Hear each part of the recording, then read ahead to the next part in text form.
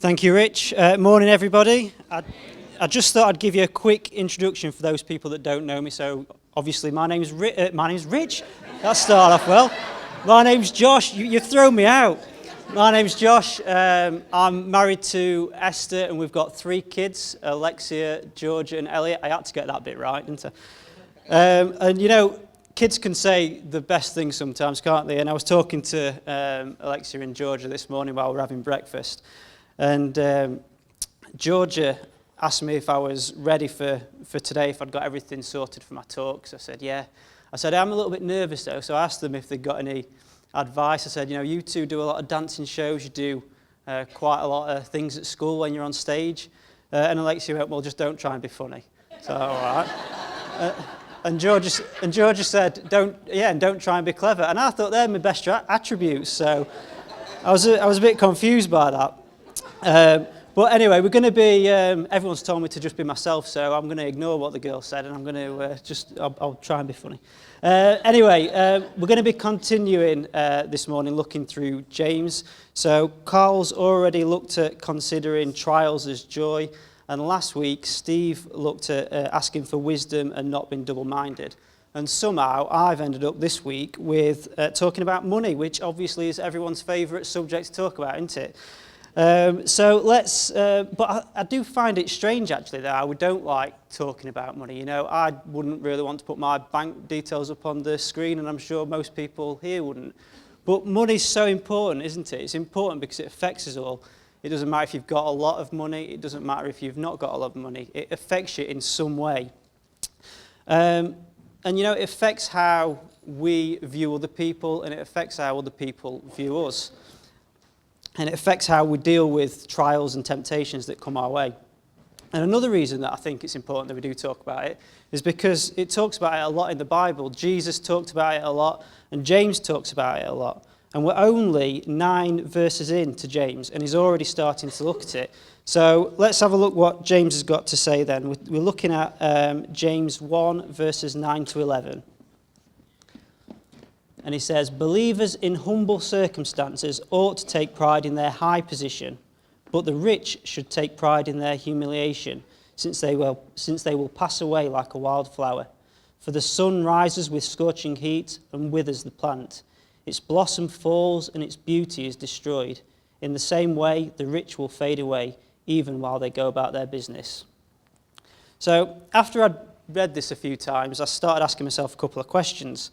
What can we boast in? What can we actually take pride in? And what can we truly rely on? Now, the thing that I think James is saying is giving both poor and rich people the same advice, and that's basically to take pride in their financial situation that they find themselves in. But you might think that that's contradictory to what it tells us in other parts of the Bible.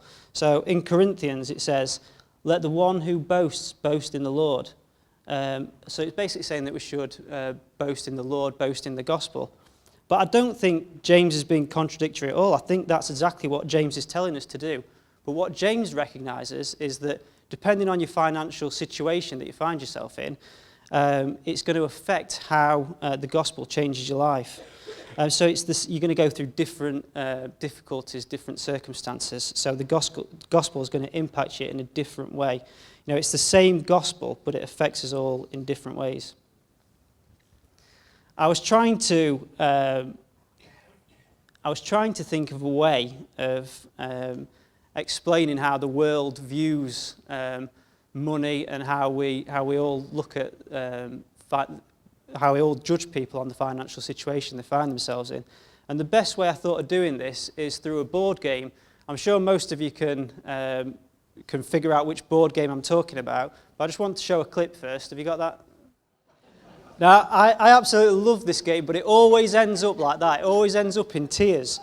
And in fact, just last year we had some friends over from the church actually, and we were playing this game. And I tell you what, you soon figure out people's true colours when you play that game. And it nearly ended my relationship with someone in this church. I'm not going to say who it is, but if you do ever have Andy Payton around, don't play Monopoly with him. But the reason I wanted to look at that is because I think Monopoly is almost like putting a microscope on how we view money as a society. So when you play a Monopoly, to win the game, you've got to have all the money. And as soon as you start getting money, you want more, you want to buy more properties. And when you've got all the money, you win the game. And on the other hand, as soon as you start losing the money, it's judged as though you're losing the game. And that's how I think as a society, in basic terms, that's how we view it. So James first talks to people in a poor position. He says, those in humble circumstances. Now, I don't know where you find yourself financially or what sort of financial situations you've been through in the past, but it's fair to say that growing up we were pretty skint. My mum was a single parent trying to bring up three young lads, and we'd move house, move schools quite a lot. And because we moved schools quite a lot, I always wanted to try and fit in, always wanted to try and make friends. But to fit in when you was a kid at school, you had to have the right clothes, you had to have a pair of trainers with a tick on the side. You even had to have the right carrier bag. I mean, I remember going into school once with a Netto carrier bag and I got absolutely rinsed. But you even got judged. I mean, they were free then as well. You didn't even have to pay for them. But, you know, so from an early age, I realised that you got judged on what you could afford, what you could, what possessions you had, and we couldn't afford those things. And the problem is that if you, and ultimately I thought that by having those things, that'd give me happiness, and I could fit in with everybody else, and I could be part of the crowd, and I'd be happy if I had those things.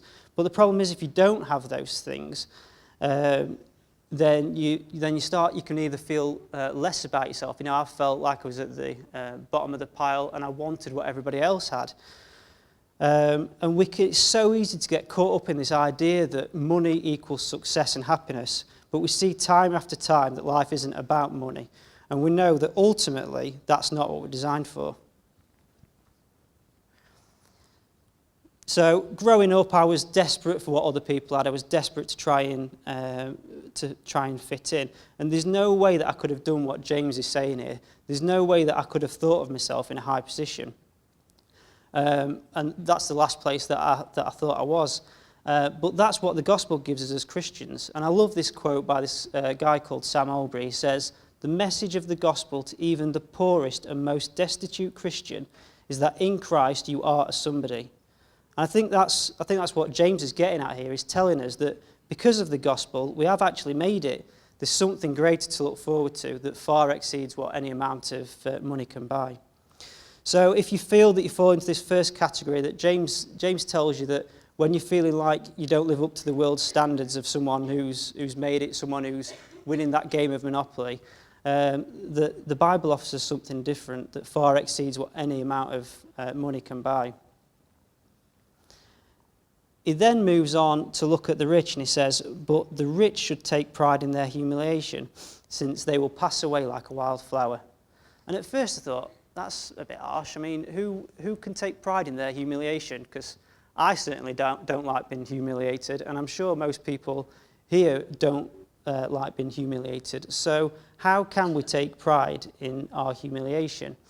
And like I said, as a kid, we couldn't afford the things that I thought would help you fit in. So that's what I wanted. So I worked hard, I blagged my way into uni. I actually did blag my way into uni. You can ask Esther all about that. And I managed to get a decent job. And I thought I was starting to win at life. I thought I was starting to achieve the goal that I was set out on this Monopoly course. And we just got married, we'd just bought our first house, and for a kid who lived in council houses as a young lad, it was quite a big thing to be buying our first house. And although on paper it looked like I'd achieved what I'd set out to do, I could now afford those things that I thought would make me happy, it wasn't enough, and I was working with people who'd got nicer houses, nicer cars, and that's what I want. So even though on paper it looked like I'd got what I thought would make me happy, it didn't. I wanted more. Now, I'm not saying that money is necessarily a bad thing, or the things that come with it, and it's not a bad thing to try and want a decent job.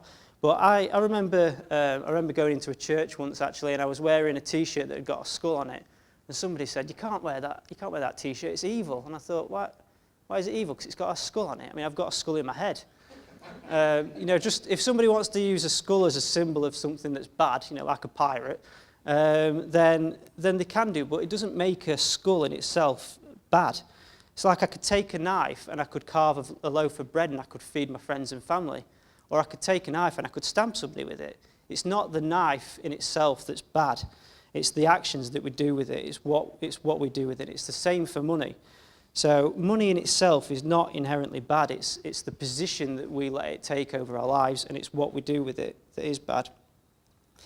And like I say, I thought I was getting somewhere. I was starting to take pride in my position that I'd got for myself. And then in 2009, the financial crash caught up with the practice that I was working in at the time, and I got pulled into the office and we were told there were going to be some redundancies made.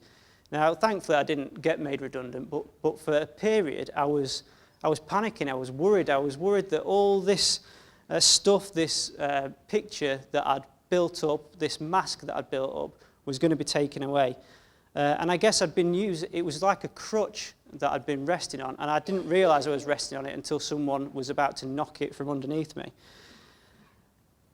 And I guess that ultimately I'd been deceiving myself because I thought that's what I needed to make me happy. And it was just about to be taken away. I thought I was going to be going back to where I started, back to the starting board, back to starting that game of Monopoly again. And you see, wealth in any sort can be deceptive, and it's so easy to be defined by your wealth or by possessions.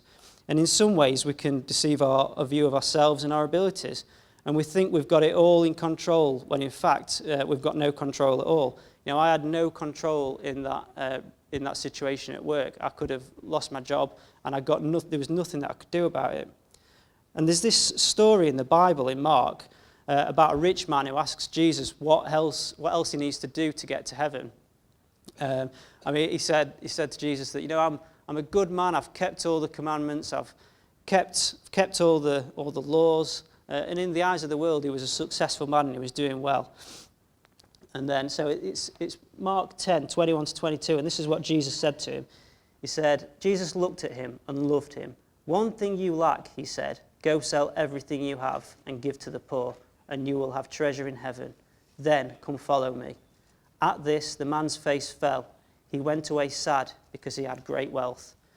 Now, I don't think this man realised what importance, what a grip wealth had over him, but Jesus recognised it, and I think that's why he challenged him with that. And I think until it had been painted in this way by Jesus, I don't think this man had realised that. I think he'd been deceiving himself over his abilities and the importance that money had in his life. And this man walked away empty-handed, not because he didn't want salvation or heaven, but because he just couldn't bear to need it. I think what James is saying here is that for the rich, the gospel contradicts what the world says. No matter how hard we work or how big our bank balance is, the gospel is utterly humbling. And for a Christian, we have to accept that before God we are bankrupt. We have to accept that we can only have salvation because God has been generous, and our achievements, our possessions have no bearing whatsoever. I think James is saying that a rich Christian should take their pride in their humility because before God they are bankrupt. They need a spiritual handout. They have to come to God for charity. And that can be quite difficult for someone who is not used to getting things on their own terms. So whether we're rich or poor, whatever our financial position, if our finances put us in times of trouble, cling to that hope that we find in the gospel. James finishes with this image of how easily our wealth can disappear and how quickly we can find ourselves with nothing. He paints this picture of a barren land, the desert, and right in the middle of this barrenness is this beautiful flower. But the flower is brittle, and it only takes a bit of heat from the sun, and the game's over. and the flower withers and it dies and leaves nothing but that barrenness that it started with. And I think James is trying to show us that money and possessions can soon disappear, and it's foolish to take pride in something that can be gone in any moment. You know, people have gone to bed rich and woke up poor. People have gone to bed rich and they've not woke up at all. But people can take pride in other things as well. You might take pride in your looks, but they'll just disappear with age. Well, for some of us anyway. You might take pride in your sporting abilities, but they'll disappear as soon as the next wave of talent comes along. You might even take pride in a relationship that you thought was solid, but that can disappear as soon as a tough time comes along. So what can we truly take pride in then? Or what can we truly rely on? And I think James is pointing to what the gospel offers us. Now, I was trying to think of a good way of explaining what the gospel offers us and what it points to. But I found something that Francis Chan did, so I thought I'd just nick what he did and use that instead of trying to come up with my own. So he got a piece of rope, but I'm just going to use a telephone cord. Now, you might have, some of you might have seen this before. You might have seen Francis Chan doing it. But basically, he gets a long piece of rope. This is a bit longer than mine. And he says, imagine that this rope continues. It goes through the door, it goes around the world, and it just keeps going round and round. And he said, this piece of rope is a timeline of your life. And he said, this end bit here is your time on earth. The rest of it is everything after. That's eternity. That's everything that we go after your time on earth. And we can get so caught up, so hung up in this time here, this little time. And, you know, we can work and work and work and save and save and save in all this little bit here just so we can retire and have a nice life in this last little bit. And we forget what's to come. And, you know, what we do in this small section impacts on how we spend the rest of the time. So one thing I've taken from this passage is not to get hung up on things that will fade away like a flower. Don't invest time getting consumed by money or by possessions or by what other people think of you. Take hope, take pride in the one thing that will last. But I know that's easier said than done. I mean, it was only just a couple of months ago, I was talking to a neighbour. He was only in his mid-50s, and he'd just retired. And I was like, how have you managed to retire that young? I thought I'm going to be about 90 when I retire. And he said, I tell you what I did. I put everything I could, all my money I could, and I put it into paying off my mortgage. And then as soon as I'd paid my mortgage off, I put everything I could into my savings account, into my pension pot. And he said, if I could give you any advice, it's to do that as soon as you can. Get your mortgage paid off as soon as you can. I thought, that's good advice, that. So I found myself sat there looking at my finances, trying to work out how I could pay my mortgage off quicker, how I could try and achieve this goal. I even found myself looking at stopping paying some of the charities that I give money to, some of the ministries that I pay to. Not the church though, Rich, that's all right. But I actually found myself in that position, and I had to have a little chat with myself. I had to have a bit of me time and just have a little talk and think, what am I doing? You see, I was falling into the trap of concentrating on this little bit, and I forgot about this. And it's so easy to fall into that trap. So I think we just have to keep reminding ourselves, keep checking what has control over our hearts, and keep checking what we're relying on and where we're putting our life. And I love this quote by this guy called James Frick. I love that name as well. It says, don't tell me what your priorities are. Show me where you spend your money and I'll tell you what they are. And that's a good test, I think, for us. You know, we can have a look at our finances, see where we're spending our money, and it might just point us to where our priorities lie and what has control over our lives. Now, I'm sure most of you have heard of a guy called Steve Jobs. He was the founder or co-founder of Apple. It's fair to say he was pretty minted. And he was well known for his public speeches. Whenever they got a new piece of technology out, he'd do these massive, elaborate speeches. And after his death in 2011, this essay started doing the rounds.